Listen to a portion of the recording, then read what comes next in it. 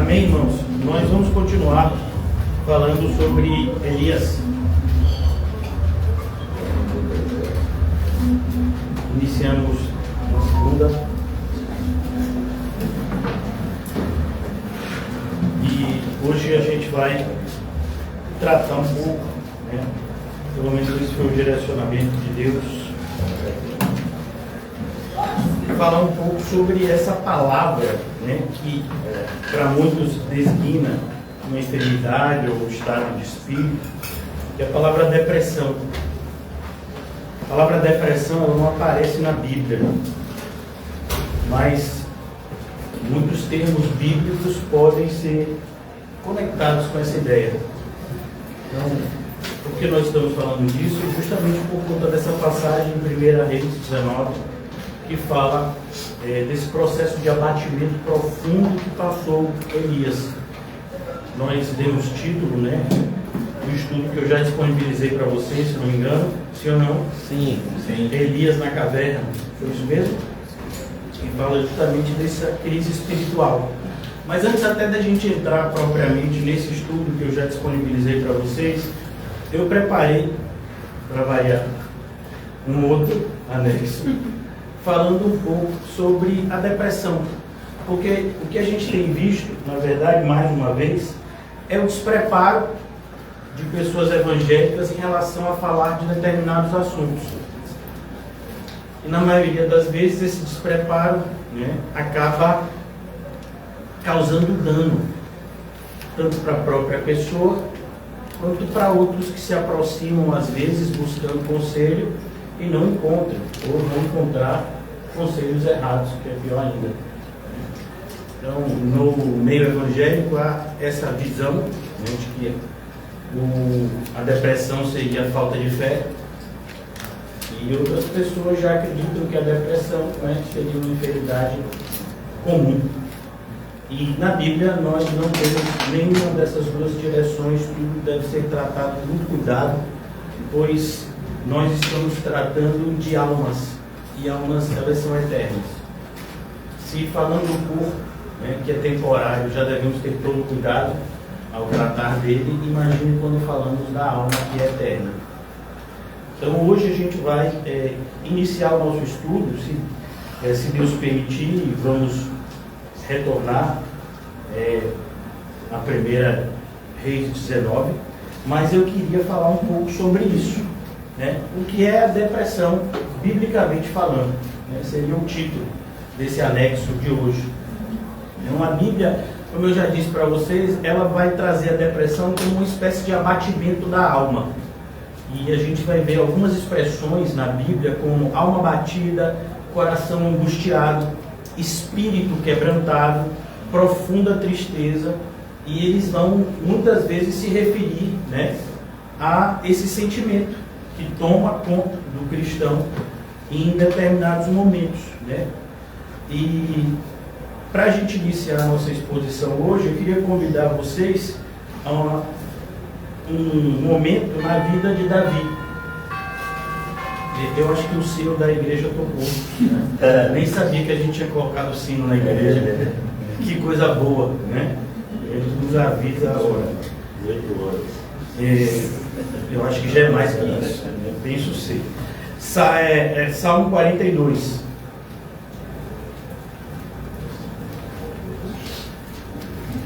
Salmo 42.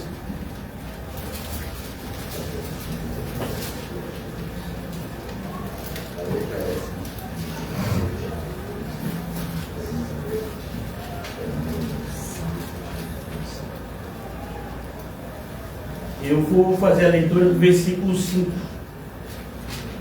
Por que estás abatida, ó minha alma?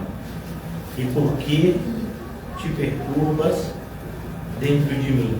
Veja que o salmista, e é interessante, o livro de Salmos, ele nos dá esse tipo de privilégio que a gente muitas vezes não vai encontrar em outros livros, que é quando nós, diante de Deus, falamos com a gente mesmo. Até quando a gente estava retornando na segunda-feira, eu estava na companhia das irmãs e do irmão Mateus, a gente falando sobre isso, que o cristão ele tem sempre duas pessoas dentro dele. Se ele só tem uma pessoa dentro dele, é porque ele ainda não se tornou cristão. Ele ainda não passou pelo processo do novo nascimento. Então, a gente tem sempre o antigo e o novo, regenerado. E eles estão em combate, como Paulo fala em Gálatas.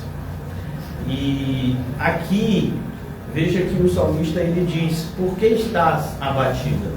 Ele está se questionando: por que eu estou desse jeito? E muitas vezes o processo depressivo é algo que a própria pessoa nem sabe dizer. Algumas situações, né, a pessoa pode dizer: não, é porque um ente querido faleceu, ou alguma situação específica de dificuldade momentânea. Mas em alguns casos, e eu diria até na maioria dos casos de depressão, é uma tristeza inexplicável que a pessoa sente. Voltando para o caso específico de Elias, aquilo que ele está sentindo, do ponto de vista bíblico, não tem explicação. Porque Elias iria ficar receoso com a ameaça de Jezabel. Jezabel e Acabe já estão querendo pegar ele há 3 anos e meio. Então veja que não foi por causa da ameaça em si, mas algo mudou dentro dele e aquilo fez com que ele começasse a ter dúvidas. E essas dúvidas levaram ele para esse processo de abatimento, aonde a vida muitas vezes perde o sentido. As coisas meio que perdem a cor, o sabor. A comida já não tem mais o mesmo sabor. Determinadas situações que antes te davam alegria, agora são diferentes para você. E é esse momento que a gente conhece como depressão. Essa palavra no hebraico aqui, porque estás abatida, a minha alma, e porque te perturbas dentro de mim, ela é a palavra sushak, que significa, né, curvar-se, afundar, ser derrubado. Então é exatamente essa sensação. É como se você estivesse derrubado, como se você estivesse, né, prostrado, sem conseguir se levantar. Essa é a palavra abatido aqui. Como a gente usaria, né, no termo militar, é quando um alvo ele é acertado, né, pelo projétil, ou pela bomba, ou seja lá, e ele então é abatido e cai. É exatamente aqui esse mesmo termo em hebraico, como foi escrito o Salmo na sua língua original. E a imagem é uma alma curvada pelo peso da vida. Veja como isso se conecta com o convite que Jesus faz: vinde até mim todos vocês que estão sobrecarregados. Então esse é o primeiro, né, estado da depressão aqui, esse abatimento de alma. Depois a gente vai tratar as causas, mas primeiro eu quero apresentar a depressão em si, né? Esse profundo abatimento da alma, é isso que a Bíblia chama de depressão. Eu estou falando isso porque se você for para psicologia, se você for para psiquiatria, talvez, muito provavelmente, eles vão trazer para você outra definição do que seria depressão do ponto de vista clínico, né? De acordo com a linha psicólogo, psiquiatra, eles vão te trazer o que seria, né, a doença, depressão. E a Bíblia apresenta a depressão não como uma doença, mas como um estado da alma. E não fala de duração, pode durar ou não, mas um estado da alma. Segunda coisa que eu quero que vocês entendam, né, sobre a depressão do ponto de vista bíblico. A depressão ela pode atingir, inclusive, pessoas piedosas, espirituais. Então, muitas vezes, na nossa mente, achamos que uma pessoa que é cristã, que está depressiva, é porque está faltando espiritualidade. Nem sempre. Pode ser que esse seja o caso, mas nem sempre. Como, por exemplo, nós estamos tratando em 1 Reis 19, da depressão associada a Elias, não é falta de espiritualidade. Nós estamos falando do único homem da nossa geração, que é Enoque, antes do dilúvio, que foi arrebatado aos céus. A gente está falando de alguém que ouvia a voz de Deus, que servia ao Senhor de todo o coração, alma, força e entendimento. Então, pessoas piedosas, elas também podem ser atingidas. E os propósitos do Senhor em relação a isso são variados, né? Mas é importante você entender. O primeiro caso deles, eu já falei, é o de Elias. E 1 Reis 19, basta, toma agora, ó Senhor, a minha alma. O que a gente percebe aqui? Como é que esse quadro depressivo, né, é associado a Elias? Ele não quer mais viver. Ele perdeu a alegria pela vida. E o que a gente percebe aqui em Elias é que ele entrou numa espécie de exaustão emocional. Então, esse é um dos casos mais comuns de depressão. A pessoa se sente exausta. Não fisicamente, a pessoa às vezes dorme 3 dias, acorda mais cansado. Você está cansado, você tem 3 dias dormindo. Porque aquela exaustão não é física, é emocional. Então, cuidado quando você for tratar com pessoas que estejam com esse quadro, porque muitas vezes podemos ser injustos, atribuindo a pessoa como preguiçosa, ou esse tipo de adjetivo bom, né, se ouvir. Veja como é perigoso quando a gente se aproxima de alguém que está passando por dificuldade, como é o caso de Jó, e os seus amigos se aproximaram dele, tentando ajudá-lo, e a melhor ajuda que eles deram foi quando estavam calados. Isso significa que o cristão tem sempre que ficar calado? Não, isso significa que o cristão tem que falar com sabedoria. Ou então, não fale. Se você não tem sabedoria para falar, cale-se. Mas o que espera de você e de mim é sabedoria para falar. O servo de Deus, obreiro aprovado, não tem do que se envergonhar, porque manuseia bem a palavra de Deus, inclusive do ponto de vista do que precisa falar.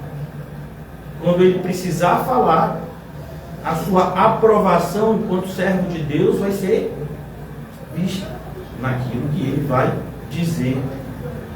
Segundo caso de depressão aqui é Davi, no Salmo 38, versículo 6, ele vai dizer: estou encurvado e muito abatido, ando de luto o dia todo.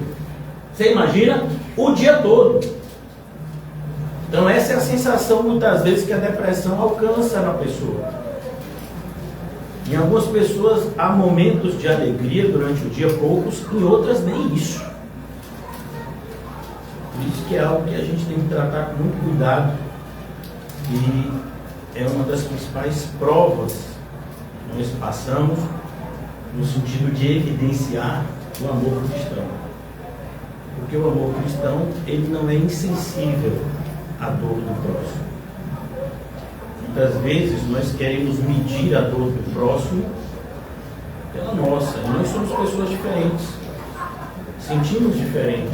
Muitas vezes uma fala que não magoa você, magoa o seu próximo. Como nós já falamos outrora aqui, no outro dia, né? Cada um de nós temos uma vivência diferente.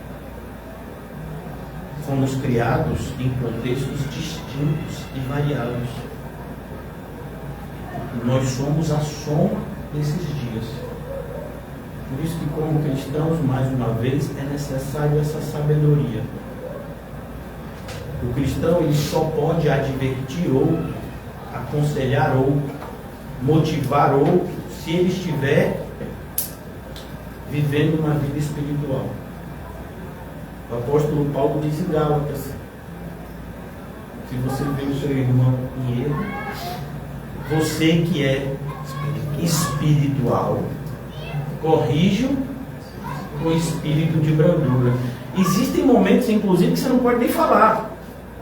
Porque, como está escrito em 1 de Coríntios, Paulo vai dizer aos Coríntios: eu gostaria de falar com vocês como espirituais, mas eu não posso. Porque vocês deram evidência que vocês são carnais. Então, enquanto vocês estiverem assim, não posso falar espiritualmente com vocês, porque vocês não vão entender. Então, cuidado. Um outro aqui que a gente já conhece, já falou aqui, é Jó. Ele vai amaldiçoar o dia do seu nascimento. Jó 3,11. Por que não morri na barriga de minha mãe? Jó chega ao ponto de desejar nunca ter nascido. Isso pode acontecer também no estágio da depressão. A vida perde o significado e você começa a pensar, por que eu nasci? Não devia nem ter nascido, minha vida é só, né, coisa ruim. E a gente vai ver isso daqui a pouco, se Deus permitir. Uma das coisas que acontece quando a gente está depressivo é a gente perde um pouco, ou muito, né, o significado da realidade. Nosso discernimento cai absurdamente ou até deixa de existir. E aí a gente começa a agir como aqui. Para minha vida não. Sempre foi horrível, desde o meu nascimento. Nem sempre, a gente sabe que não é assim. Tivemos inúmeros momentos de alegria, mas podemos chegar a esse momento. Jeremias também, ele vai fazer mais ou menos o que Jó fez. Jeremias 20:14. Maldito o dia em que nasci. A gente está falando, você viu aqui os 4 exemplos. Você pode dizer que algum desses aqui não era espiritual? Não. Será que faltava espiritualidade em Jeremias? Não. Em Davi? Não. Em Jó? Em Elias? E a gente está vendo aqui. Então, por isso, cuidado, né? Como eu disse, as pessoas estão vivendo no Evangelho, abrindo a boca para falar de um monte de coisa que eles não sabem nada. Sabe, irmãos, a gente tem aqui um relógio que conta a eletricidade. Vamos imaginar que a pessoa diga, pastor, o fio está solto ali. É só colocar o fio no lugar. Você não consegue colocar. Não. É só colocar o fio no lugar. Eu não. Mas pastor, é só colocar o fio no lugar. Irmãos, eu não sou eletricista. Eu não sei. Eu não sei se é só colocar o fio no lugar. Quem está me dizendo isso é você. Eu posso causar um dano, eu posso causar um dano na minha vida, eu posso causar um dano a outras pessoas. Eu não sei, eu não entendo nada de eletricidade. A gente tem que chamar alguém que entenda e que traga um diagnóstico do que é aquilo ali, porque não está funcionando direito. É isso que nós, como cristãos, devemos entender em relação à palavra de Deus. Por que você acha que as pessoas hoje dizem a gente não precisa de pastores e mestres? É claro, porque não sabe de nada. Então, para quem não sabe de nada, até saber que não sabe de nada, não consegue. E normalmente aqueles que não sabem nada, sempre acham que sabem alguma coisa. Ou sabem muito. Uma das coisas que a gente mais ouve na igreja são opiniões.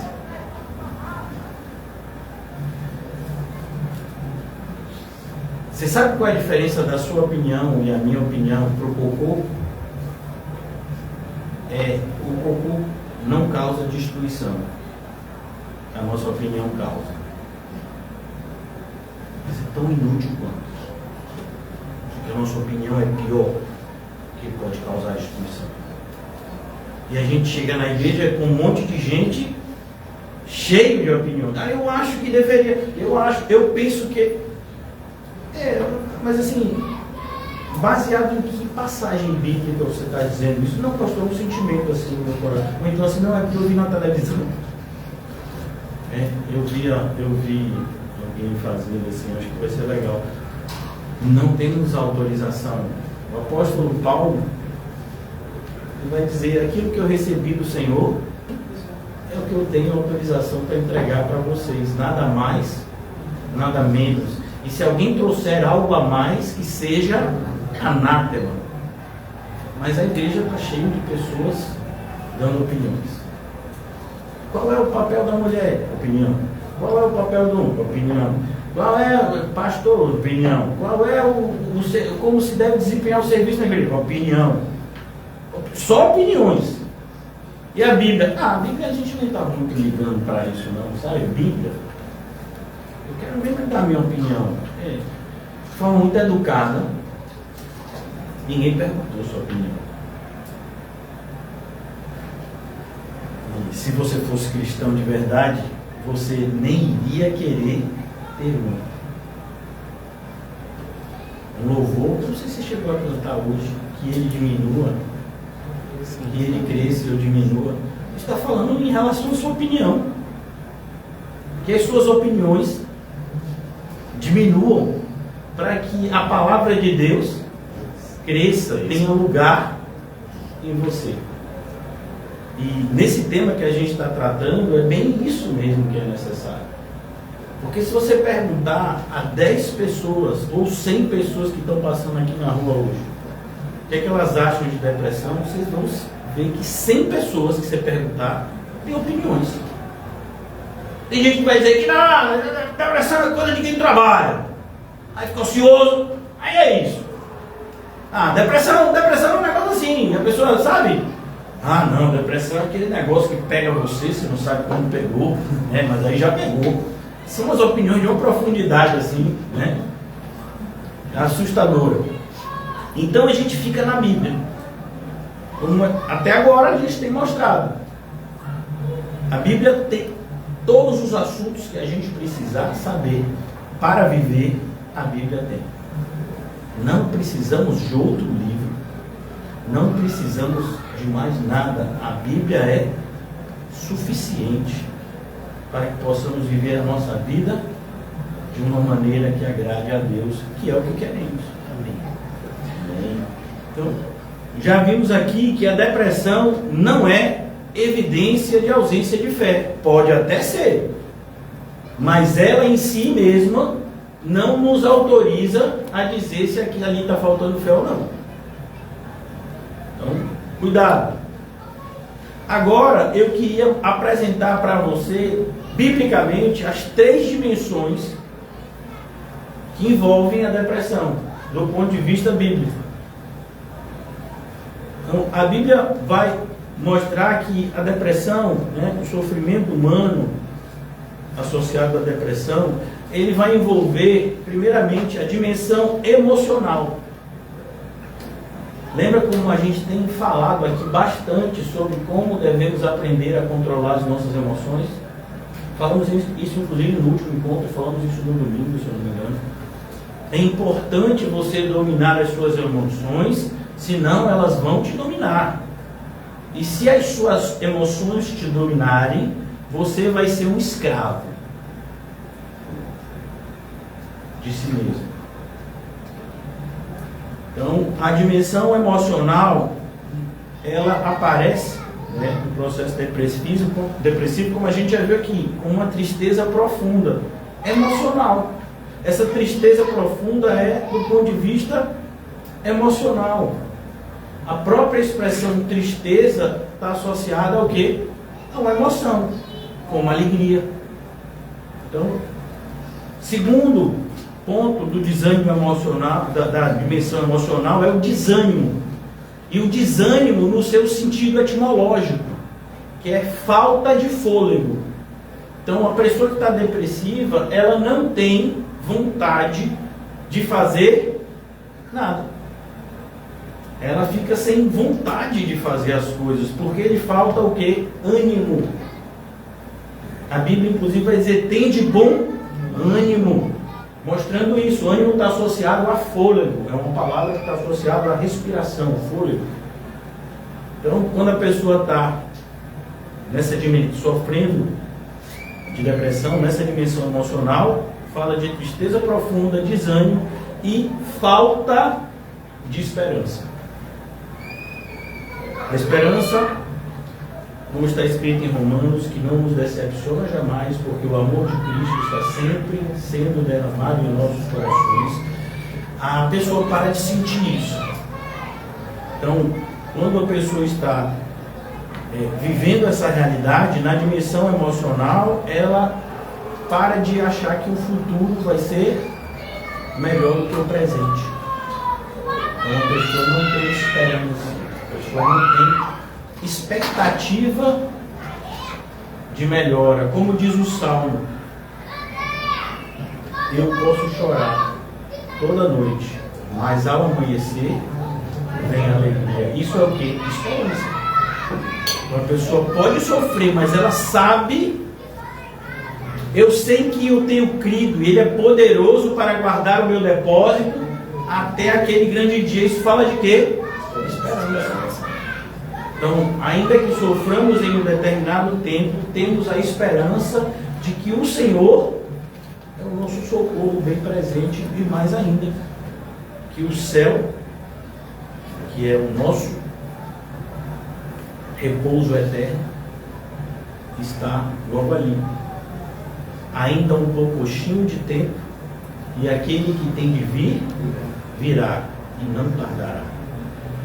A segunda dimensão da depressão é a dimensão física. Então, quando a pessoa está nesse estado, né, eu quero só que você se lembre, quando eu estou falando uma pessoa cristã, nós estamos falando a depressão enquanto algo que atinge o cristão. Eu não posso aplicar esse tipo de ensino aqui para um não cristão. Isso fique bem claro, porque daqui a pouco vai sair alguém querendo aplicar esse tratamento ao não cristão, vai dizer, pastor, não deu certo. Meu filho, eu estava explicando para você a depressão em relação ao crente, né? Então, cuidado. Lado, cada um no seu quadrado. Então, a gente está falando aqui do que é a depressão, como ela atinge o crente e como nós cristãos entendemos ela e reagimos. Então, aqui a primeira dimensão física, a dimensão física tem também três vertentes que fala do cansaço. Então, a pessoa, justamente por não ter ânimo, ela também não tem força. Então, ela se sente o tempo todo fadigada, cansada. Parece que você está carregando o mundo nas costas. Até você pegar um copo de água é trabalhoso. E aí vem gente e diz assim, rapaz, que frescura. Não sabe o que você está sentindo. Então, cuidado com pré-julgamentos. Às vezes pode ser frescura mesmo. Viu? Só para deixar claro. Não alevei demais e nem de menos. Fique na Bíblia. Viu? Nem tudo é depressão. Às vezes é frescura. Às vezes é a falta. Opa, bora aí! Né? A palavra de encorajamento. Né? Então, mas a gente está falando de depressão. Tá certo? Cansaço. Exaustão. O que é uma pessoa exausta? Exaustão fala desse tipo de cansaço como se você tivesse chegado no seu limite. Como quando você está dirigindo um carro e aí você vê que a gasolina entrou na reserva e aí acende uma luz dizendo, ó, a qualquer momento o carro vai parar e a gasolina já está na reserva. Então a exaustão fala disso, né? E cansaço, exaustão, falta de forças. A pessoa que muitas vezes está depressiva, ela procura forças em si e ela não encontra. Veja o questionamento do salmista. Por que você está abatida, minha alma? Não entenderam, rapaz. Qual é de mesmo? É você comigo, né? E se a pessoa com ela e alguém de fora dizendo é doido, interna, porque não tem mais esperança. E por que é importante a gente entender essa dimensão física? Em 1 Reis, a gente voltando para lá, nós vamos ver isso mais de perto. Deus primeiro faz Elias dormir e comer. Percebeu?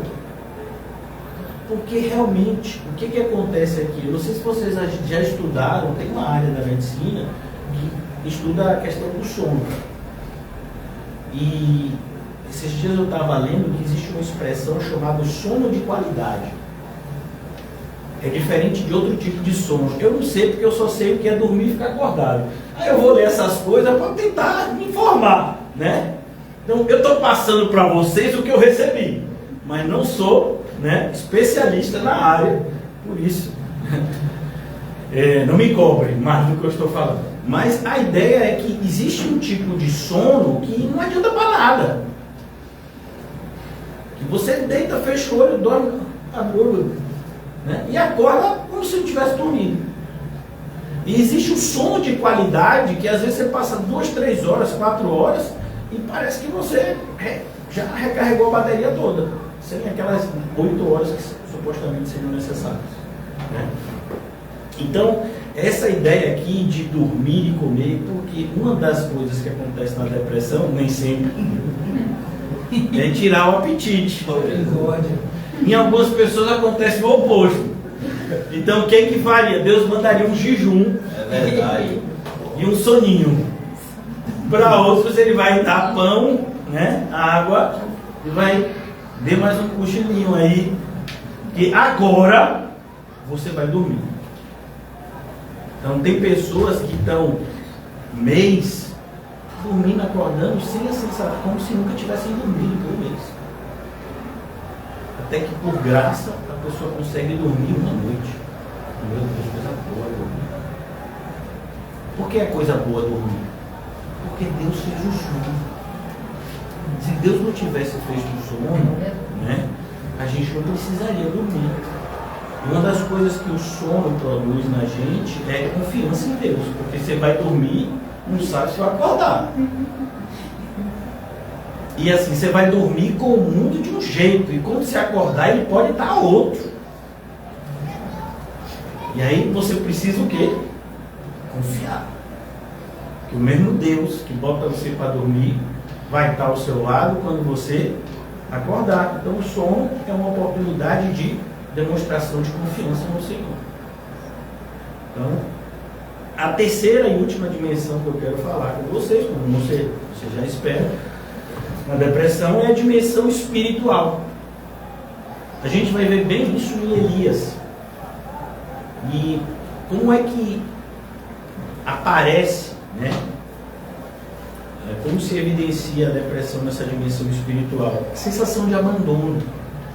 Parece que Deus se esqueceu da gente. Se você ler o texto de 1 Reis 19, você vai ver que o diálogo do Senhor com Elias é mais ou menos assim: Senhor, eu fiz a minha parte. Não quero falar mal, mas parece que o Senhor não fez a sua. Então, esse é o diálogo de Elias com Deus. Ele não vai falar isso verbalmente, mas nas entrelinhas é isso que ele está dizendo. Ó Senhor, por isso que o Senhor pergunta a ele: e Elias, fazes o que aqui? Sabe, Senhor? O Senhor me mandou, lembra? Estava lá em Tisbé, de boa, sendo crente, perto de Gileade, no campo. A região lá, eu estava estudando isso hoje, era uma região, né, bem afastada, que seria algo que a gente meio que chamaria de interior do interior do interior. E ele estava lá, no interior do interior do interior. E aí o Senhor chamou ele, da região lá de Gileade, de Tisbé. E aí ele vem com a autoridade que o Senhor deu, e não vai chover. E aí fica lá no ribeiro, e aí você já sabe que a gente já falou, e aí tem a viúva que alimenta, e aí tem o filho da viúva que morre, ele ora, e aí tem o desafio dos profetas de Baal, e aí ele ora e Deus manda a chuva. É só poder de Deus. Está vendo, Senhor? Fiz tudo que o Senhor mandou. O Senhor é testemunho. O Senhor me pegou lá de Gileade, de boa, me mandou fazer isso, eu fiz. Me mandou fazer isso, eu fiz. Me mandou fazer isso, O Senhor sabe que eu fiz exatamente tudo como o Senhor mandou. Aí, na hora do Senhor fazer a sua parte, que era converter o povo, acabar com todos os profetas falsos, colocar um rei justo, o Senhor não faz. Ainda deixa esse povo me ameaçar de morte, Senhor. Que isso? O Senhor está vendo o que ela falou? Quer me matar, Senhor. O Senhor não fez nada. Então, esse senso de abandono que o próprio diabo tentou produzir em Jesus, mas Jesus não deixou. Lembra qual foi a primeira tentação? Se tu és mesmo o Filho de Deus, por que está com fome? É assim que é filho de Deus? Com fome. Moral, se um pai desse daí eu não queria não. Isso o diabo falando, já pensou? E a resposta de Jesus: ô diabo, para cima de mim não, diabo. Nem só de pão. Ó, meu pai não me deu pão, mas não faltou em nenhum dia palavra de Deus para me alimentar durante esses 40 dias. Então é assim que o cristão tem que se posicionar. Senão a gente vai ter essa sensação de abandono. Parece que Deus se esqueceu da gente.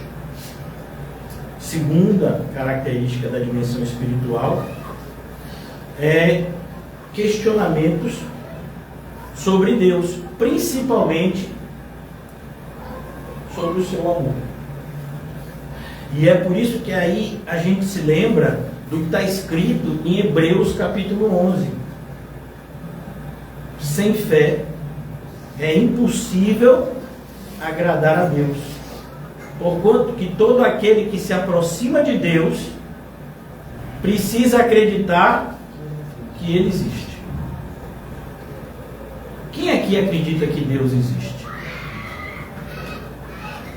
De verdade. Por que você pecou hoje? Você não acredita que Ele existe?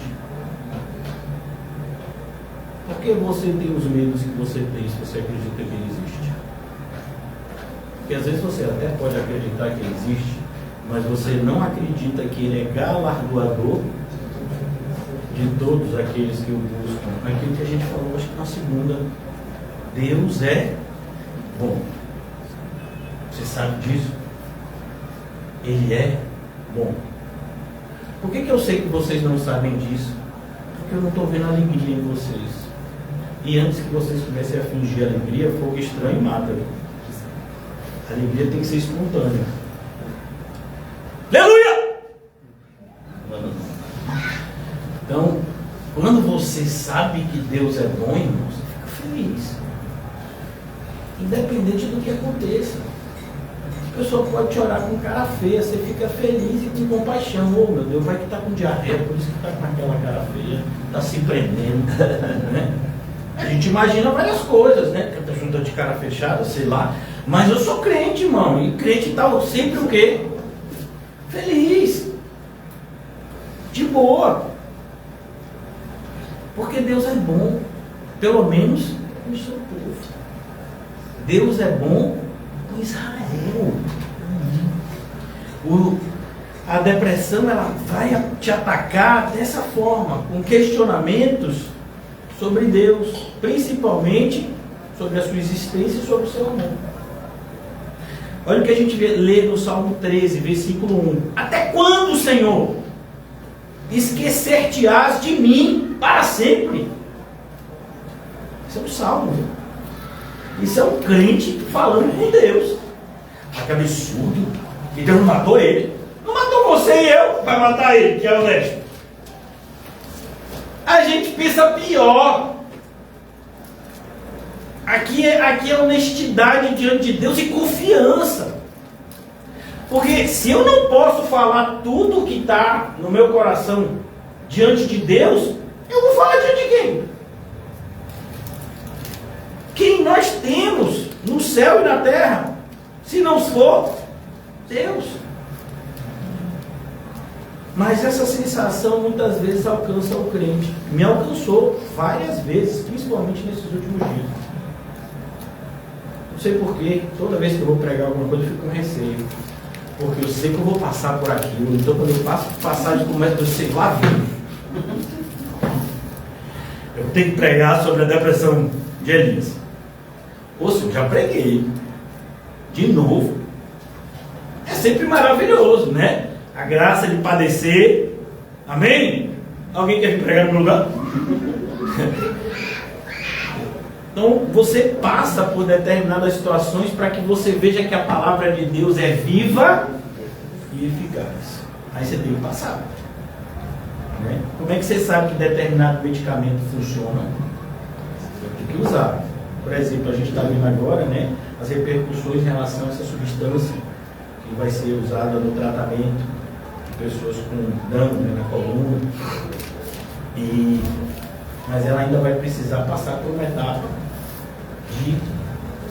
justamente essa etapa de experiências. Pessoas com casos, né, vão ser estudados, até que ponto recupera, não recupera, como recupera, quais são os efeitos colaterais. Né? Então você precisa o quê? Passar. Olha, irmãos, é batata. 99% das pessoas que começaram aqui na CCVE, eu estou sendo bem esperançoso com essa estatística. 99% das pessoas que entraram aqui disseram: não, que nada, Jesus está sempre em primeiro lugar na minha vida. Não foi na segunda ou terceira prova, não. Na primeira prova, tropeçaram e alguns nunca se levantaram. Eu já disse lá na minha casa que primeiro está Deus. Disse hoje, porque na próxima semana você não vai vir mais. Você não sabe disso, mas Deus já sabe. Deus já sabe o dia em que determinadas pessoas vão deixar de frequentar os cultos. Vão vir esporadicamente até chegar a um ponto de que não virão mais. Isso é um relato de algo que acontece cada vez mais nas igrejas bíblicas.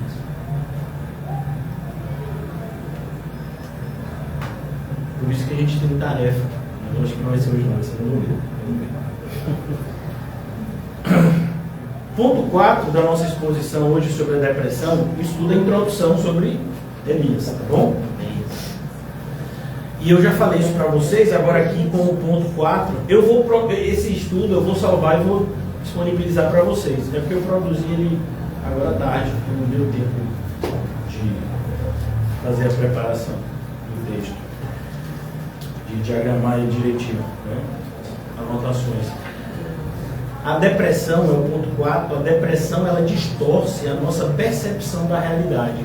Então a pessoa que está com depressão, ela acha que está vendo as coisas de um jeito, e ela realmente está vendo as coisas de um jeito, mas não é a realidade.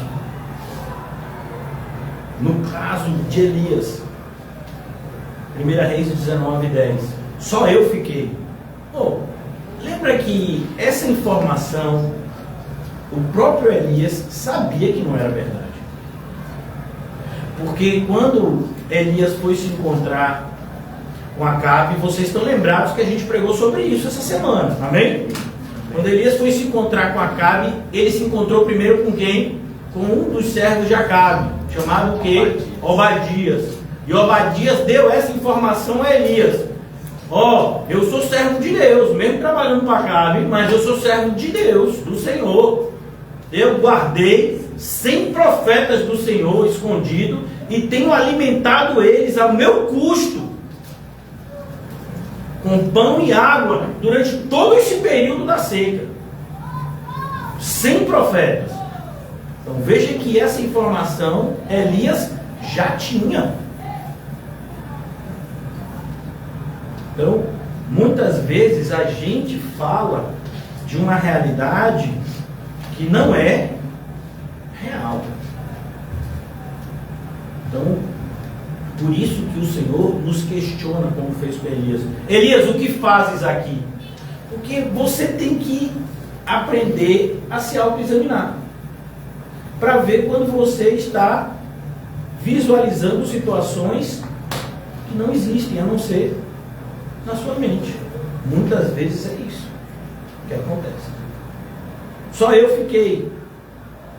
O Senhor disse: Elias, não vou nem falar dos 100, eu vou dizer, eu reservei 7.000, Elias, que não dobraram os seus joelhos a Baal. Então, cuidado, para que você não esteja passando por isso também, com a realidade. Você já viu gente que diz: a minha vida está um inferno. Você sabe o que é o inferno?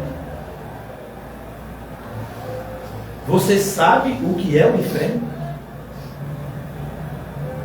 Ah, eu estou vivendo dias terríveis. É mesmo? Aí você começa a fazer um checklist. Está faltando alguma refeição?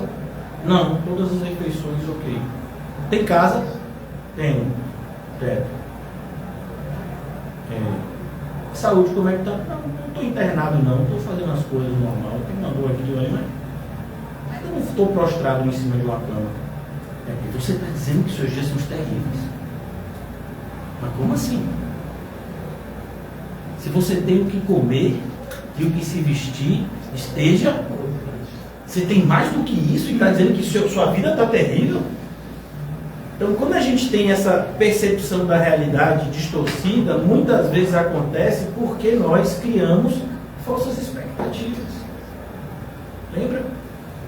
A gente sempre acha que a gente merece coisas maravilhosas. É mesmo?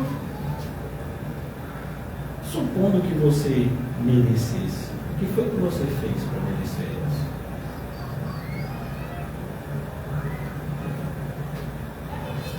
É como tem gente que está fazendo dieta há 3 meses e não perdeu 100 gramas. Aí você vai, é mesmo, a pessoa diz, eu não entendo! Tem 3 meses. Eu estou fazendo dieta e eu me pesei aqui e não perdi 100 gramas. Deixa eu subir a calça. Aí você, tá bom, né? Preocupante, pode ser alguma questão fisiológica, né? Vamos lá. Vou fazer o seguinte, vou passar um dia com você para entender um pouco. Aí a pessoa acorda de manhã e diz, a minha dieta eu como frutas. Ok. De manhã, o café da manhã da pessoa é uma melancia. Porque fruta pode. Bom. E eu só como carboidrato pela manhã, fruta, uma melancia. A partir de meio-dia eu como só proteína. Aí você, tudo bem, vamos ver. Meio-dia a pessoa se senta e come um frango inteiro. 3,5 kg de frango. Com asa, gordura, pele, o que você quiser, tudo ali. Mas é só proteína. De noite, a pessoa vai também comer, né? Proteína, salada. Aí você senta, você meio que se tromba com um balde. É balde de lixo aqui? Não é. Minha salada. E dentro dela, 3 kg de peixe. Você fala, meu Deus, a pessoa comeu quase 8 kg de comida num dia. E não está entendendo. Porque não emagreceu. Porque a pessoa está chamando aquela forma de refeição de dieta. Mas vocês acham que isso é dieta? Só se for dieta que engorda. Então veja, a sua percepção da realidade muitas vezes não está condizente com aquilo que é real. Então cuidado. A mídia se encarrega de confundir a nossa cabeça mais ainda, dando informações. Eu não sei porque nesse inquérito da fake news, que investiga tudo, menos as fake news, não investigam as pessoas que propagam, né, notícias falsas acerca de perder peso. Devia cair na fake news também. É propaganda em cima de propaganda, né, de receitas miraculosas para você. Nenhuma delas, e se elas têm alguma coisa em comum, né, nenhuma funciona. Então, cuidado, porque a depressão, ela piora essa nossa tendência a distorcer a realidade. No caso de Elias, eu disse a vocês, só eu fiquei. Parece que a gente é a pessoa que sofre tudo. A gente olha para Jesus na cruz e consegue dizer, Senhor, pelo menos o Senhor tinha uma cruz para ficar. Como assim? consegue olhar para o sofrimento de Cristo e achar que a gente está sofrendo mais. É assustador o diálogo com alguns irmãos da igreja. Estou falando irmãos assim de uma forma muito educada e polida, né? Mas não são. Uma pessoa pode achar isso. Olhar para o seu sofrimento, olhar para o sofrimento de Cristo e achar que o seu sofrimento é pior do que o de Cristo. Porque é isso que de fato acontece quando as pessoas começam a dar justificativas para não viver a vida cristocêntrica que deveriam já estar vivendo. Então, a depressão muitas vezes ela faz crescer na nossa cabeça 3 mentiras. Não só essas 3, mas qualquer essas 3 que elas se evidenciam mais. Primeira, estou sozinho. Sabe? Só tem eu crente. Aqui nessa igreja mesmo, aqui o pastor já desviou. Desde a mocidade. Só tem crente aqui eu. Ah, se não fosse meus joelhos. Né? Muitas vezes a nossa percepção, eu estou sozinho. Sabe, meu pai, minha mãe, filho, todo mundo depende de mim. É que? Então você não dorme. Outro pensamento que muitas vezes invade a nossa mente também, quando a gente está nesse estado de depressão, é: nada vai mudar. Sabe? Você olha para aquela situação e nada vai mudar. Como se você tivesse literalmente caído em uma poça de areia movediça. Você não vai sair dali. Nada vai mudar. Né? A tendência é até piorar, no máximo continuar essa realidade horrível que eu estou vivendo. E finalmente a última mentira, né, que muitas vezes contamos para nós mesmos é: tudo acabou.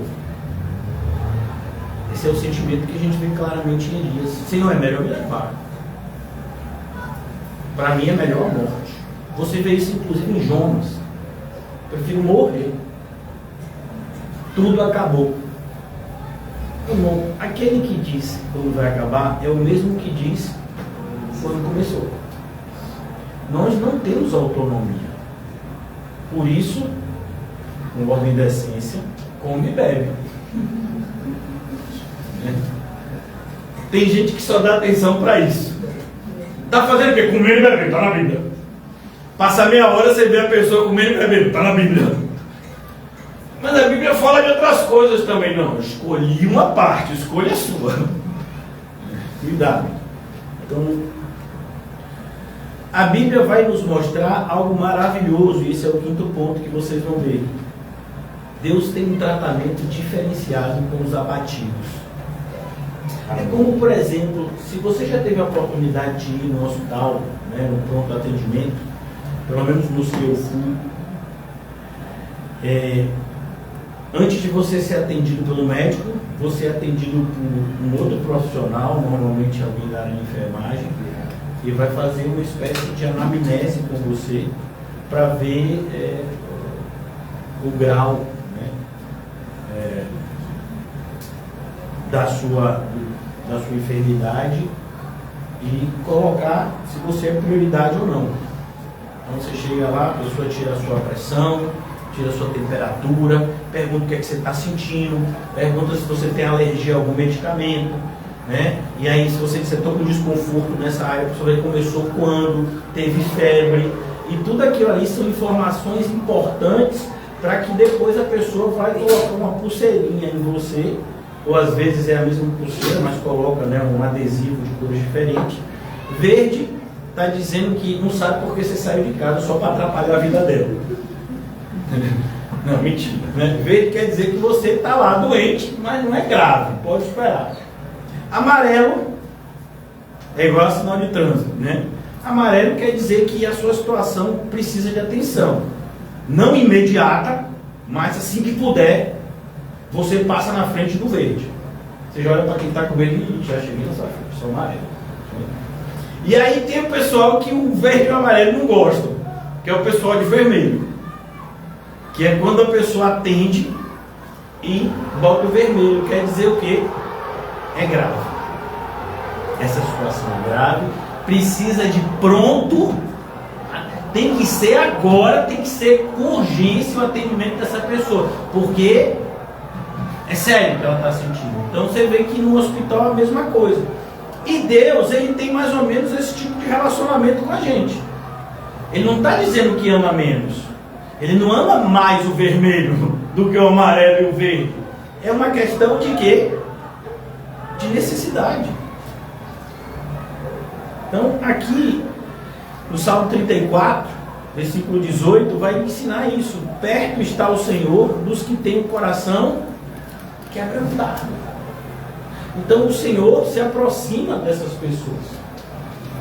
Você vai ver mesmo como... Eu acho lindo. Eu estava estudando ontem, eu estou fazendo uma leitura do Novo Testamento todo, mas eu estou fazendo a leitura de uma forma que não é tão rápido assim. E ontem eu estava estudando o Evangelho de João, capítulo 3 e 4. E quando você chega no capítulo 4 do Evangelho de João, tem aquela passagem do encontro de Jesus com a mulher samaritana. E o texto assim, é apaixonante. Eu tô quase fazendo um curso de hebraico, brincadeira, né? Eu tenho a tradução. Mas é apaixonante quando você vai, não só para a questão do hebraísmo, porque você entende o que você sempre quis saber, que a gente quer entender o que é que a palavra de fato tem a nos dizer. E naquele texto específico, você vai perceber alguns detalhes, como por exemplo, Jesus sendo judeu, passa por Samaria, uma prática que os judeus eles faziam um desvio de cerca de 70 quilômetros, se eu não me engano, porque aqui está a Judéia, aqui está a Galileia, porque a Galileia onde ficava o mar, a Galileia, né? O lago de Genezaré. Então você tem a Judéia, onde ficava Jerusalém, e você tem aqui a Galileia, e no meio você tem o quê? O território de Samaria. Então muitas vezes quando o judeu saía daqui e vinha para cá, para a Galileia, ele dava um retorno imenso, só para não passar por dentro da Samaria, porque havia uma disposição recíproca, não era só por parte dos judeus, os samaritanos também. Tanto que você vai ver em determinada passagem do Evangelho que Jesus vai chegar para pregar em alguns lugares da Samaria e as pessoas vão rejeitar ele porque ele era judeu. Então essa rejeição era meio que recíproca. E o texto começa dizendo que convinha que ele passasse por Samaria. Quando você vai para o original em grego, né, o Novo Testamento foi escrito em grego, essa palavra convinha, ela é bem específica e ela significa algo mais ou menos assim.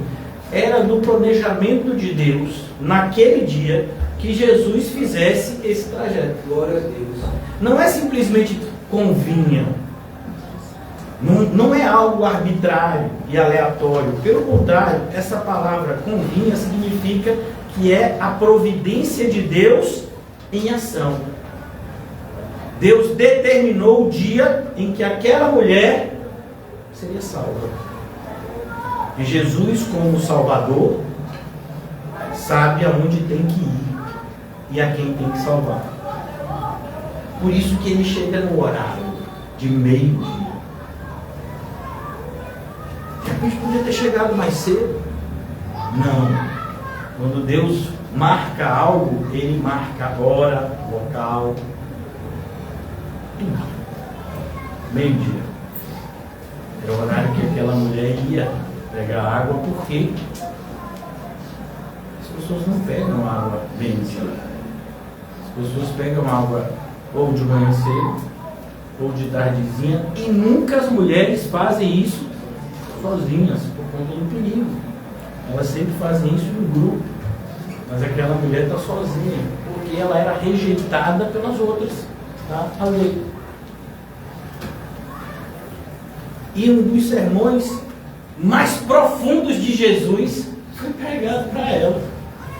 Olha, em todo o Novo Testamento você vai ficar estarrecido que essa é uma das poucas pessoas que ouviu dos lábios de Jesus, de boa, assim, sem Jesus falar por parábolas, assim, sou o Messias. Glória a Deus. Os outros, ou diante de outras pessoas, Jesus deixava meio subentendido, como no caso de Nazaré, ele prega lá na sua cidade, texto lá de Isaías, que vocês sabem, e depois ele diz, está vendo, se cumpriu essa profecia hoje diante de vós. O que é que ele está dizendo ali? Eu sou o Messias, mas ele não falou eu sou o Messias. Aleluia. Mas para essa mulher, ele fala. Por quê? Porque ele não podia cobrar muita coisa dela. Samaritana não acredita muito, não tinha apoio de ninguém, pessoa rejeitada, uma pessoa entrega os seus próprios sentimentos. Ela não é vítima não, viu, irmão? 5 maridos, você imagina? Irmão, pessoa que teve um casamento para ter outro, é muita fé. Porque, irmão, que nada vaza. Já teve um, você sabe, que é aquelas historinhas que o pessoal conta. Oh, os presentes, metade, sua metade. Meu filho, você já viu que aí, ó, não bate as informações. E aí você já teve um, né? O Senhor por poder e graça, né? Você não tem mais, você vai casar de novo. Vamos orar por você, né? 5. E quando ela viu que a instituição do casamento não combinava com ela, ela decidiu se relacionar sem se casar. E foi para essa pessoa que Jesus facilitou. Sou o Messias. Sim, direto, na lata. Leia o texto. Glória a Deus. Eu sou o Messias. E ainda assim, para não ficar na dúvida, né? Eu que estou diante de você. Porque vai que ela está falando, ela pensa, não, quem? Eu quem? É alguma voz atrás de você? Né? É algo assim surpreendente. Aquele texto tem várias assim reviravoltas. Verdade. Maravilhoso. Jesus tem esse apreço especial pelos esquecidos, pelos desprezados. Glória a Deus. Né? Glória a Deus. Pelos maltratados. Pelo Cristo. Então é muito bom, por isso que essa é uma das graças do sofrimento. É o fato de você receber um tratamento diferenciado da parte de Jesus quando você sofre da forma certa. Sabe quando você vai tirar sangue e depois você tira sangue e alguém te dá um pirulito? Quando você era criança. Então é mais ou menos assim. Salmo 147, versículo 3. Ele cura os quebrantados. Ele cura os quebrantados de coração. Eu te rendo graças, ó Pai, porque te revelastes aos pequeninos. Então a definição resumida, irmãos, vai estar no estudo de vocês. Eu vou providenciar esse anexo para vocês. A definição resumida bíblica de depressão: um profundo abatimento da alma causado por sofrimento, exaustão, medo, culpa ou até mesmo crise espiritual, como é o caso de Elias, no qual a pessoa perde a esperança. Perde a esperança. Sabe a esperança que fica com a gente até o fim? Vocês que já leram O Peregrino de John Bunyan, quem foi que ajudou ele quando ele estava se afogando no último obstáculo? Esperança. Você não pode ficar sem ela. Mas Deus continua presente. Então, o que a gente precisa agora abraçar, né, para a gente ir lá para Elias como aprendizagem. 2 Coríntios 7, 6. Vamos lá? Amém. Amém. 2 Coríntios 7, 6.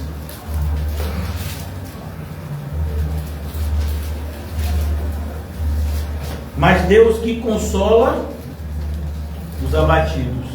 Deus que consola os abatidos. Nos consolou com a vinda de Tito. Então veja que Deus, Ele consola. E mais, Deus, Ele sabe qual o remédio certo, a dosagem certa e o momento certo desse remédio ser aplicado para que ele seja eficaz. Então, não há nenhum erro da parte de Deus como médico. Aleluia! Glória a Deus! Ele sabe. Por isso que se ele ainda não trouxe, é porque ainda não chegou o momento desse consolo.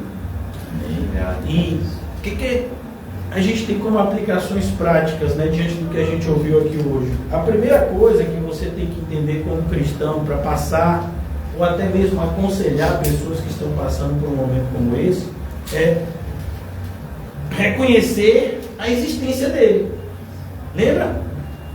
Principalmente se você for para determinadas igrejas, vai dizer que depressão é demônio, que você precisa de libertação. Cuidado, porque isso mata. Assim como um diagnóstico errado, uma medicação errada pode levar alguém à morte física, um diagnóstico errado, um remédio errado pode levar pessoas à morte espiritual. E nós somos responsáveis. Deus nos criou como seres responsáveis. Não se engane o homem. Aquilo que você plantar, você vai colher. Então você tem a responsabilidade de fazer as coisas certas. Não fazendo, você sofrerá as consequências do seu erro. Então, cuidado. Aqui, como a gente viu, né? Não negue o sofrimento da alma. Leve a Deus. Se é a pessoa, ore com a pessoa. Ore pela pessoa. Se é o seu próprio sofrimento, apresente-se diante de Deus, como a gente viu no Salmo. Até quando, Senhor, a minha alma vai estar abatida? Mas a primeira coisa é você reconhecer e levá-lo até Deus. Tá com isso? Então vamos orar. Vamos apresentar diante de Deus essa realidade. Porque Ele consola os abatidos. Veja como os amigos de Jó erraram com ele. Porque não levaram em consideração o que estava por trás do seu sofrimento. Fizeram uma série de julgamentos com Jó e tornaram o sofrimento dele ainda mais doloroso por falsas acusações. Então, uma das coisas pior que você pode dizer para alguém depressivo é: deixe disso, rapaz, é bobagem. Vamos pensar em coisa boa, para de pensar em coisa ruim. Pois bom, se fosse fácil assim, a depressão não seria um dos problemas que mais cresce no mundo. Então, cuidado para você não depreciar o sofrimento do outro. Amém? Porque Deus pode te tratar da mesma forma. Lembra? Como você trata as pessoas é a maneira como eu me sinto tratado por vocês. Então, leve a sério o sofrimento dos outros. Mais uma vez, levar a sério não significa mimar a pessoa, passar a mão na cabeça, nada disso. Mas entender a realidade e procurar fazer as coisas, né, para melhorar da forma certa. Segunda coisa que a gente vai ver aqui com reação do cristão diante desse cenário é: cuide do corpo. por mais que isso pareça carnal para determinados ouvidos, só revela o farisaísmo que está impregnado em você. Eu acho tão interessante, porque eu tive sérios conflitos com isso. Antes da minha conversão, eu tive dentro de uma vida de atleta, né? Pratiquei diversos esportes e praticava com uma assiduidade, com entrega, antes de me converter. Depois que eu me converti, eu tive esse processo infantil de achar que as coisas associadas ao corpo eram todas carnais, portanto eu não precisava mais me preocupar com o meu corpo. Até que eu aprendi, por meio da depressão, que eu estava errado, biblicamente falando. O corpo é importante, o corpo é, inclusive, um termômetro. Se você não está cuidando do corpo que Deus te deu, quem garante que você está cuidando da sua alma? Ele não é tudo, mas ele traz indícios acerca da realidade da sua alma. Você acha que uma pessoa que não consegue se dominar diante de um pedaço de bolo vai conseguir se dominar diante de um pecado mais grave? Você acha que uma pessoa que não consegue acordar 5 minutos mais cedo vai conseguir ficar firme diante das astutas ciladas do diabo? Domínio próprio, irmãos, é domínio próprio. E está associado não somente à realidade do mundo espiritual, mas também à realidade do plano físico. Então, cuidado, porque o farisaísmo está muito mais próximo da gente do que a gente imagina. O farisaísmo, ele está muito mais impregnado na gente do que a gente imagina. Então, nós temos uma forte tendência de achar que qualquer coisa que seja associado a aspectos físicos seja pecado. Nem sempre. Então, cuidado. Cuide do seu corpo. Deus também se importa com isso. Também, senão Ele não teria te dado um. Se o corpo fosse tão ruim assim, Deus não teria nos dado. Se o corpo fosse tão ruim assim, ele não seria uma das evidências da perfeição de Deus. Como Ele criou tudo funcionando direitinho dentro da gente. Coração, pulmão, fígado, rim, intestino, tudo perfeito. Pele, cabelo para quem tem. Então Ele fez isso. Mas nós temos a forte tendência de caminhar entre extremos, como falamos no começo. Ou a gente diz que tem todo valor, ou a gente diz que não tem nenhum valor. Por exemplo, o que Paulo escreve a Timóteo? O exercício físico não tem nenhum valor? Está escrito assim na sua Bíblia? Porque se tiver, houve erro de digitação. A Bíblia vai dizer, o conselho de Paulo é: o exercício físico tem pouco proveito. Paulo está falando em relação à piedade, aos exercícios espirituais, à piedade. Então ele está dizendo: ó Timóteo, cuide do corpo, mas dê sempre muito mais atenção para a sua alma. É isso que ele está falando para Timóteo. Tanto que ele manda Timóteo tomar remédio. Se fosse para desconsiderar o corpo, por que ele ia mandar Timóteo tomar remédio? Então cuidado, para que você não se aproxime da Bíblia com os seus pré-julgamentos. E tem gente que lê esse texto e diz: tá vendo? Paulo diz para não ligar para nada do corpo. É mesmo, porque na minha Bíblia não está escrito assim. E tem uma diferença muito grande de pouco proveito para nenhum proveito. Então cuidado.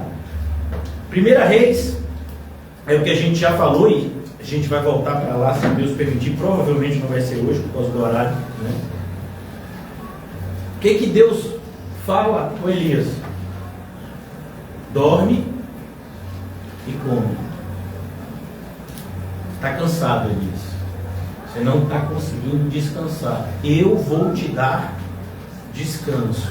Eu vou alimentar efetivamente seu corpo com os nutrientes que ele precisa. Come e dorme. Olha, irmãos, com a força daquele alimento e aquele sono, ele caminhou 40 dias e 40 noites sem precisar de outra refeição. Você entende? Tem um momento de deixar de comer e tem um momento de comer. Tem um momento de dormir e tem um momento de ficar acordado. Quem é que vai dizer isso? Meu corpo? Não, Deus. E a gente precisa de domínio próprio. Mas se a gente não consegue se dominar nas pequenas coisas que é o nosso corpo, como é que a gente vai se dominar em grandes coisas no que diz respeito à nossa alma? É o que Jesus dialoga. Eu disse para vocês que li esses dias, né? João 3 e 4. João 3, Nicodemos, eu falando para você das coisas dos homens, da terra, você não está entendendo? Como é que eu vou falar com você das coisas do céu? Então, não negligencie o seu corpo. O corpo da gente fala também. Você não é super-homem nem super-mulher. Nós não somos super em nada. Se tem uma coisa que a gente é super pecadores. Mas fora isso, não negligencie. Eu sou crente, eu vou fazer, vou acontecer, porque Deus é comigo. Ele falou para você fazer. Se ele falou, ele vai te dar graça. Mas se isso é fruto do seu achismo, ele vai deixar que você quebre a cara para você parar com o achismo e começar a levar a sua vida mais a sério. Então, exaustão física afeta a alma também, porque o nosso corpo físico e o nosso corpo espiritual estão interligados. Quando essa ligação se desfizer, é o que a gente chama de morte. Mas enquanto ela não chegar, eles estão interligados. Então, dê atenção também ao seu corpo físico. Porque você come, você bebe, como você dorme, tudo isso importa os seus hábitos. Segundo, aqui, em relação ao cuidado do corpo, o descanso faz parte da restauração. Mais uma vez, o sono é uma ordem de Deus. Deus te deu uma ordem. Descanse. Alguns levam a sério demais. Não é que levam a sério demais, não me entendam errado. Alguns estão descansando fora do que Deus disse, né? Alguns estão descansados e não descansando. Perdoa, Jesus. Mas às vezes, né, a parte inicial da cura começa com esse descanso, com esse alimento. Por quê? Porque isso já revela uma confiança, ainda que embrionária, mas uma confiança sua em Deus. Ele está no controle. Eu vou continuar agindo, comendo, descansando, como Ele me ensinou a fazer. E Ele vai me ajudar naquilo que eu não sei fazer. Terceira coisa, e aqui eu vou passar um dever para vocês no domingo. Eu vou antecipar qual vai ser o dever, mas eu só vou fazer ele no domingo. Não se isole. A tendência natural de quem está depressivo é fazer a vontade do diabo, se isolar.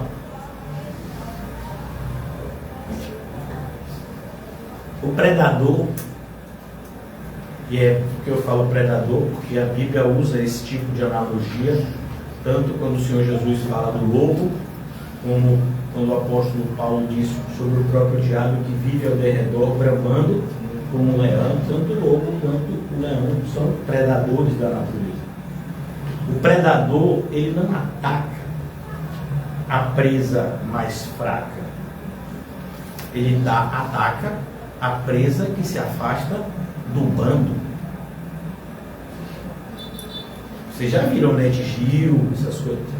Você vai ver, é sempre aquela gazelinha que tá. O bando tá lá E ela resolveu comer um capim que está lá não sei aonde escondido, do lado de onde o leão está com a boca aberta.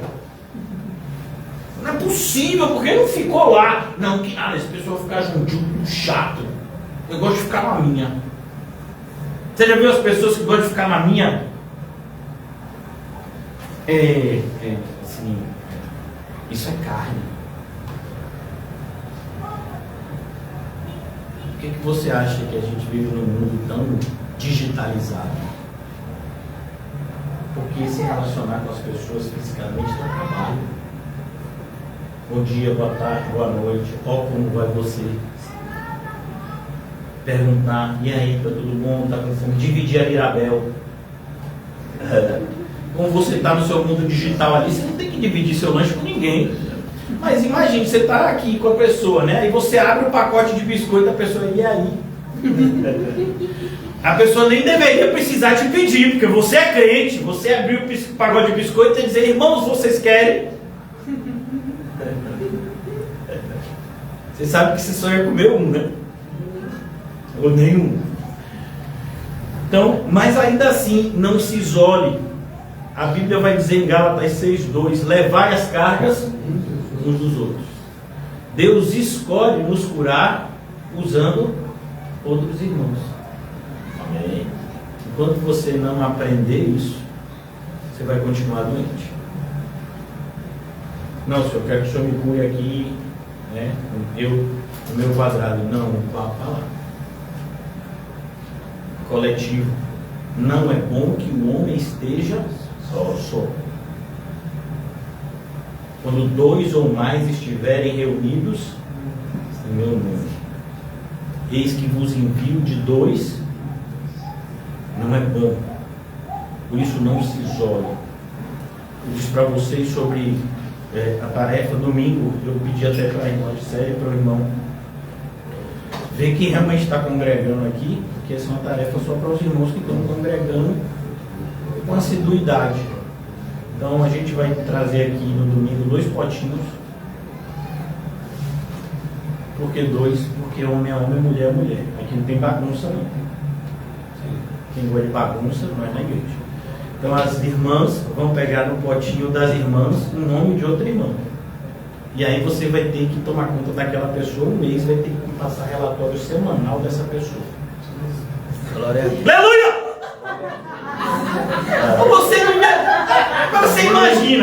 Você imagina, a pessoa está dizendo, meu Deus, e eu que vou ler tudo? E os irmãos vão pegar o dos irmãos e vão fazer a mesma coisa. Se falar. E na tarefa tem que se falar todo dia. Usar, assim, cada um tem sua realidade, tudo com ordem da essência, mas tem que se falar todo dia, por mensagem, ou ligação, tem que se falar todo dia. Pode faltar nenhum dia, são 30 dias, hein? E toda semana, relatório semanal.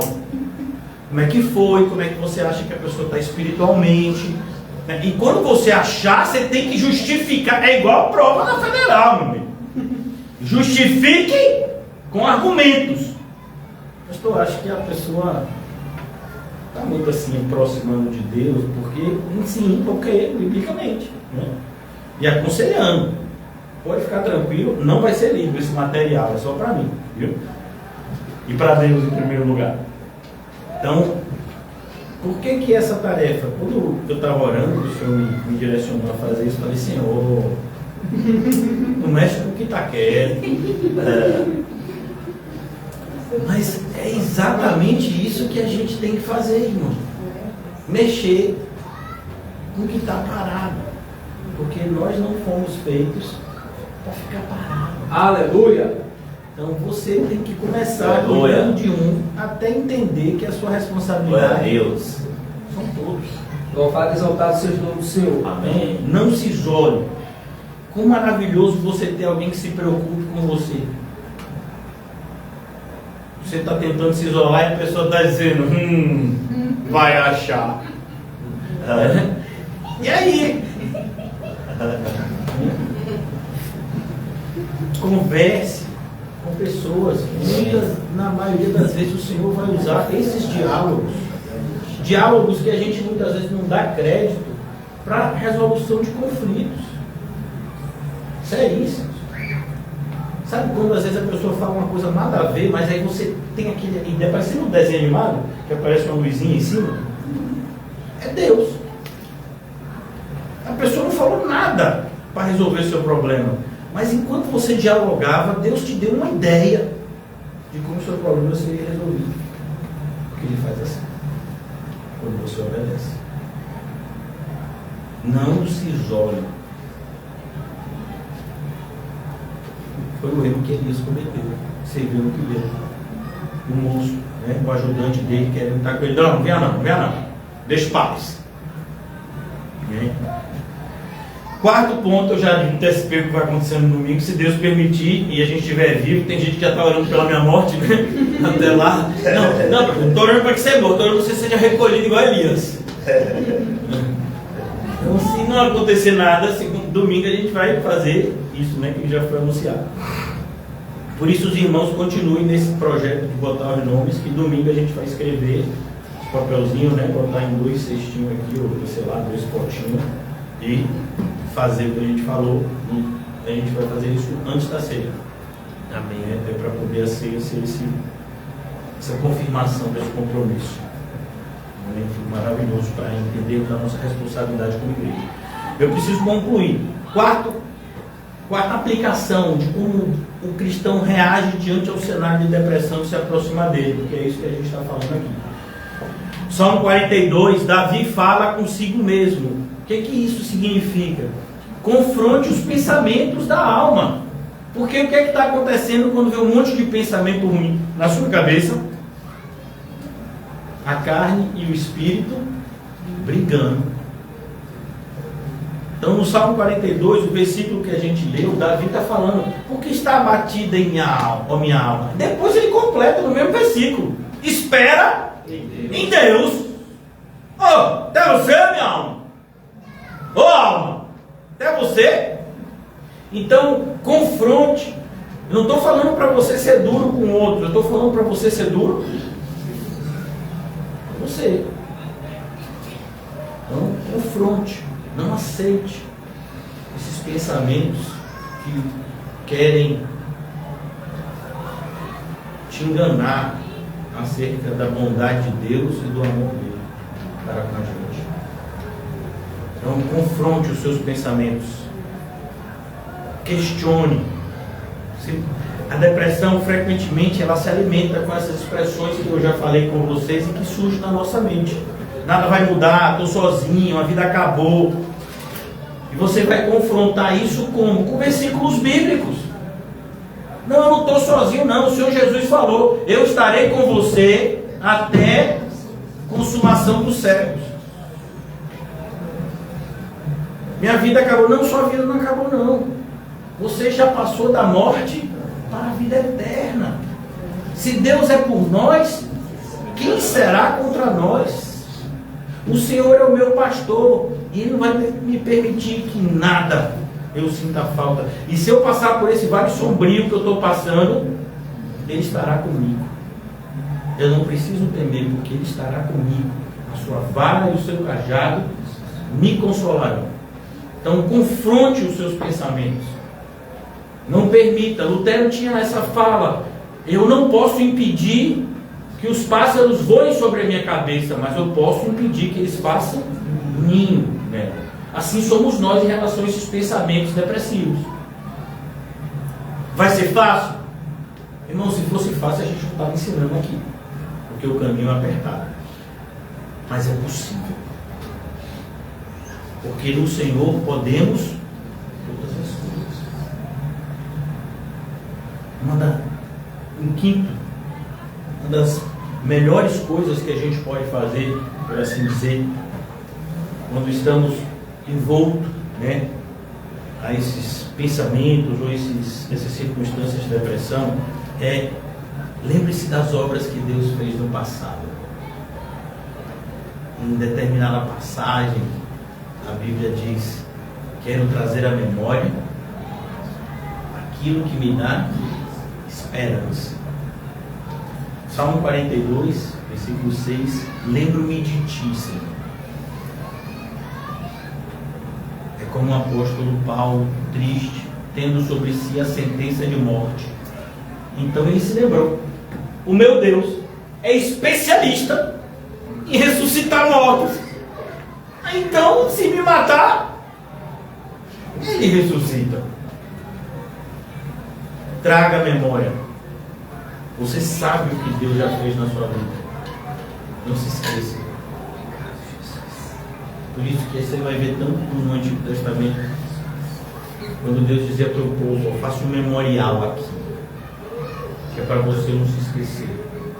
É algo muito parecido com o que a gente faz hoje por meio de fotos. O que são fotos?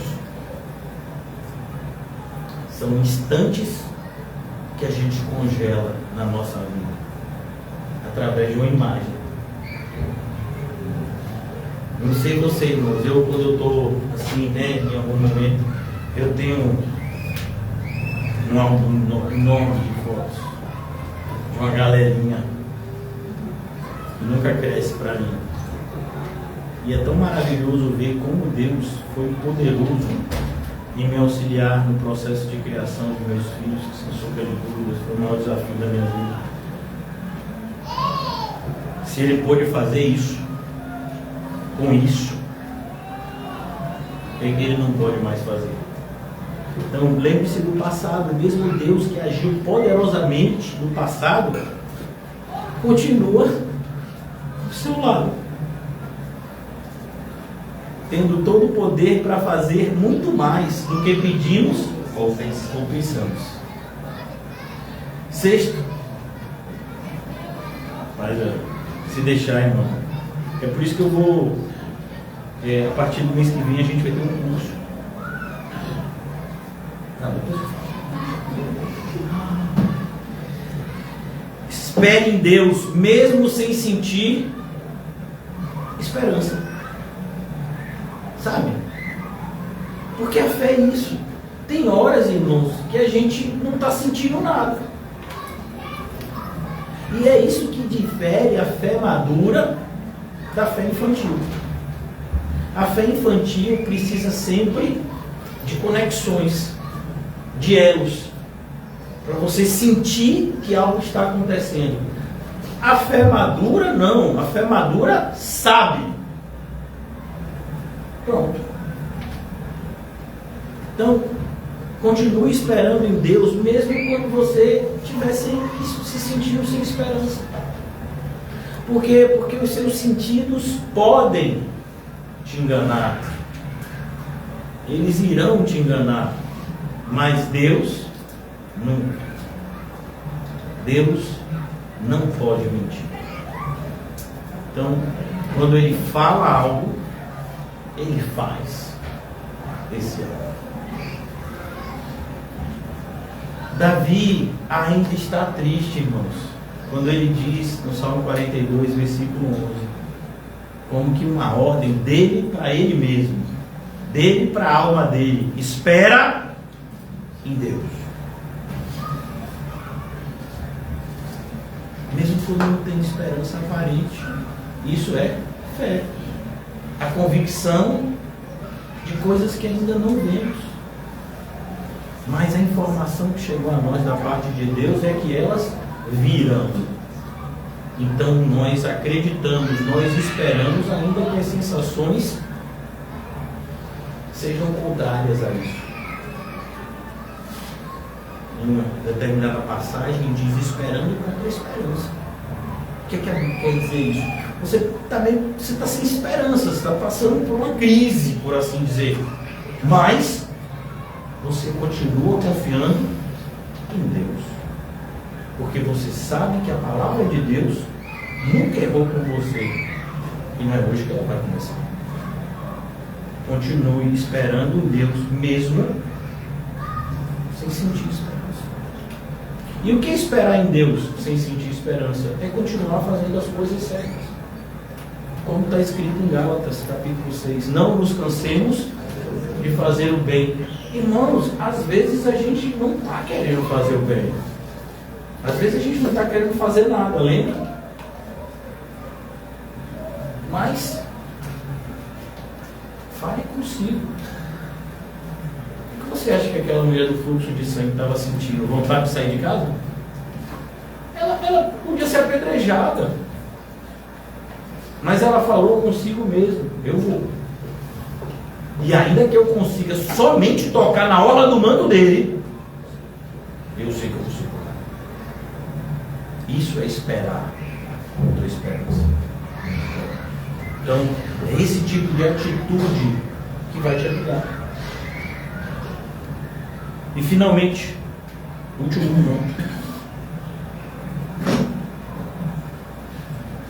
Entenda que Deus tem um propósito na sua vida. Uma das coisas mais difíceis para nós como cristãos, e isso nos leva muitas vezes a estágios depressivos, é que a gente não está vendo o quadro. A gente não está vendo a fotografia inteira. Um autor, em um determinado livro cristão, que me foge a memória agora, ele vai dizer que a gente se sente mais ou menos assim.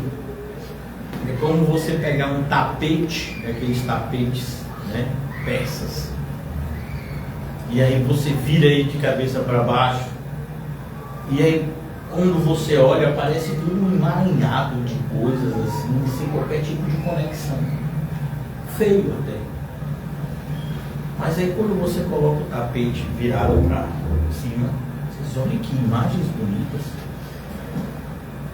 Então a nossa vida, muitas vezes, a gente vê por um espelho imperfeito, como está escrito em 1 Coríntios 13, se eu não me engano. Então a nossa sensação é: qual o propósito de Deus em me ver assim? Qual o propósito de Deus em permitir que aconteça isso comigo? Sabe, você pode até se questionar, mas a resposta é: Ele tem um propósito. E só saber disso já deveria te trazer paz.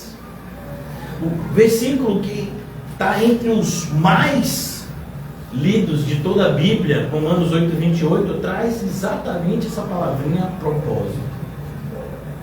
Todas as coisas cooperam para o bem daqueles que amam a Deus e que foram chamados segundo o seu propósito. Aí a gente se lembra da mulher samaritana. Deus tinha um propósito na vida daquela mulher. Nem ela sabia até aquele dia. Até ao meio-dia daquele dia, ela não fazia a mínima ideia. Senhor, já casei com 5, já estou sem esperança de nada, ninguém na minha aldeia me respeita, minha vida. Mas Deus tinha um propósito na vida dela. Você imagina um homem que não nasceu cego e que ficou cego? Tem várias teorias da cegueira de Bartimeu: cego e mendigo. A Bíblia traz as duas coisas. Não diz que Bartimeu era cego para a gente, né, pressupor que ele era um mendigo. Poderia ser. Mas a Bíblia diz: Bartimeu, cego, mendigo. Essa expressão traz algumas informações que eu nem queria falar disso agora. Tá vendo? O que é que dá ser obediente? Eu já queria terminar, o Senhor fica me mandando falar essas coisas. Bartimeu não é o nome. É, pastor, é Bartimeu, está na Bíblia. Não, Bartimeu significa filho de alguém, filho de Timeu. Ele está sendo conhecido pelo nome do pai, porque ele não tem nem identidade. A única coisa que trazia algum conforto para Bartimeu era a capa. A capa era uma espécie de carteirinha que você podia mendigar.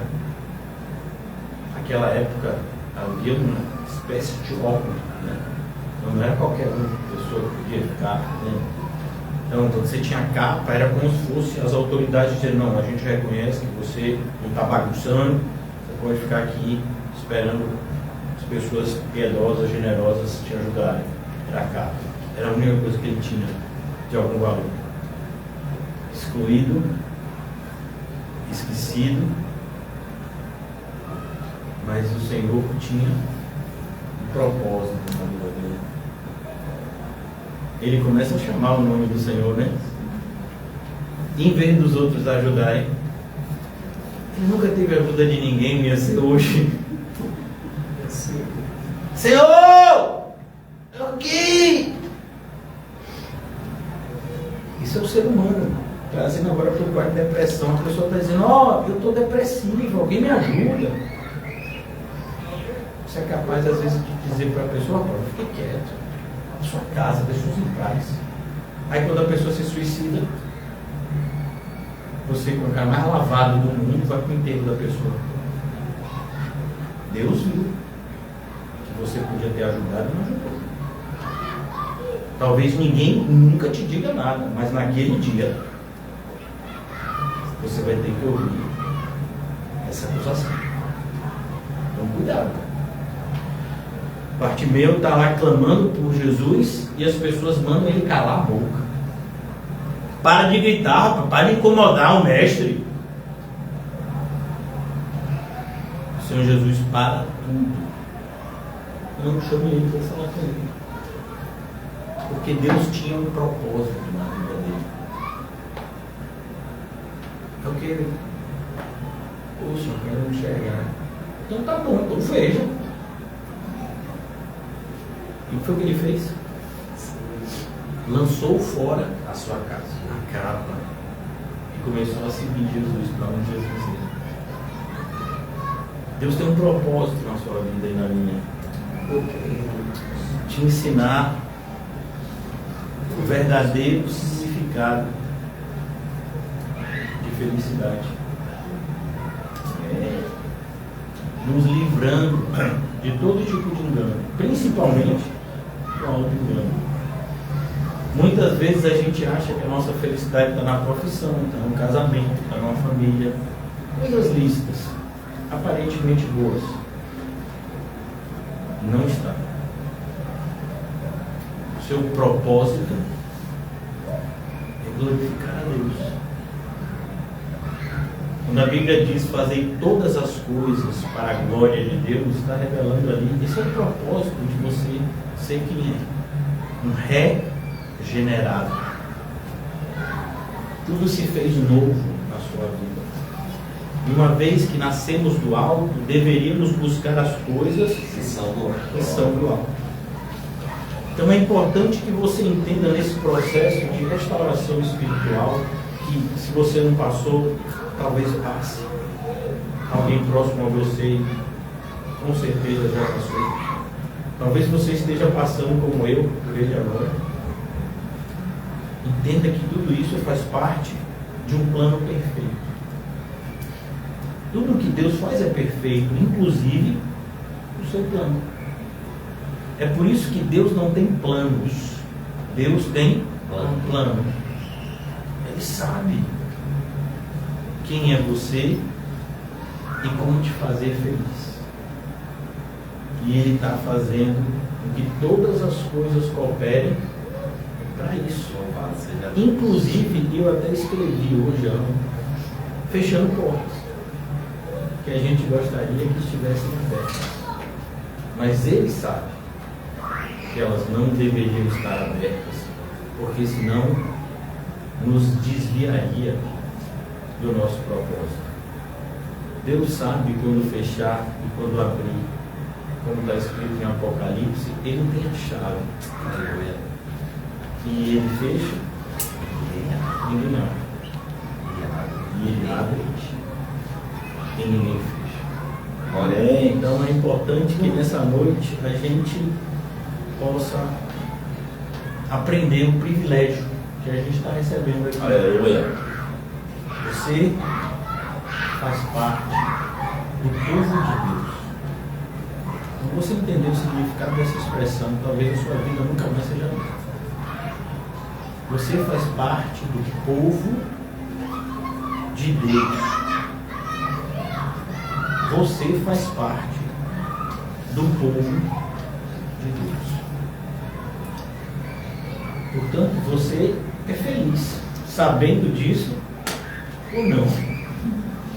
Feliz é esse povo. Feliz é essa nação cujo único e verdadeiro Deus é o Senhor. Então que nós possamos nos apegar com confiança às maravilhosas promessas. Sua vida é boa, irmão. Eu creio. Mesmo você e eu sendo pessoas horríveis. Mas o Senhor escolheu nos salvar, inclusive da gente. E aquele que começou a boa obra, ele tem poder para completar. Graças a Deus. Você está querendo ver o fim, mas o fim ainda não chegou. Por isso, viva o hoje. Alegre-se com o Senhor. Mais uma vez eu Louvado digo, seja o Senhor. alegre-se. Ó Deus, obrigado pela tua palavra, Senhor, nessa noite. Que o Senhor possa confortar e consolar os corações. Ajuda-nos a entender o propósito que o Senhor tem sobre as nossas vidas. Ó Pai, trata-nos como filhos.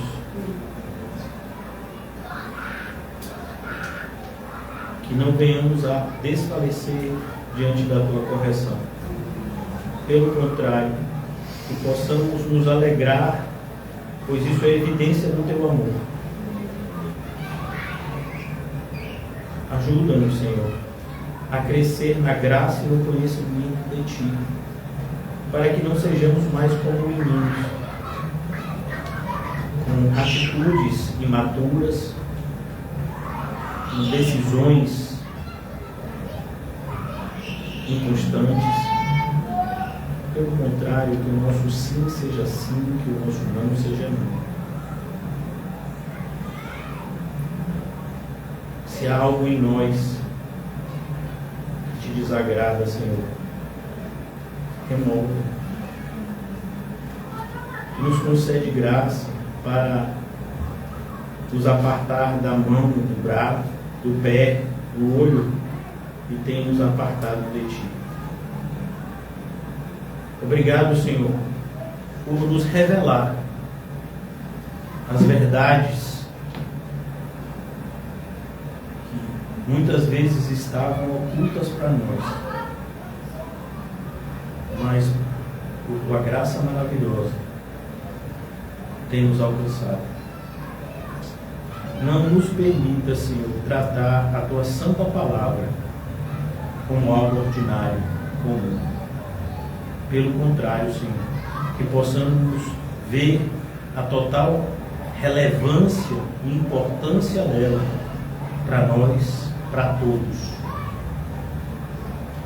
Pois, diferentemente dos céus e a terra, bem como todas as coisas criadas, passarão, mas a Tua palavra permanecerá para sempre. Ajuda-nos a confiar mais, a nos entregar mais, a amar mais, e que a Tua vontade, Senhor, que é boa, perfeita e agradável, se cumpra em nós, para a glória de Deus. Em nome de Jesus Cristo oramos. Amém e graças a Deus. Amém.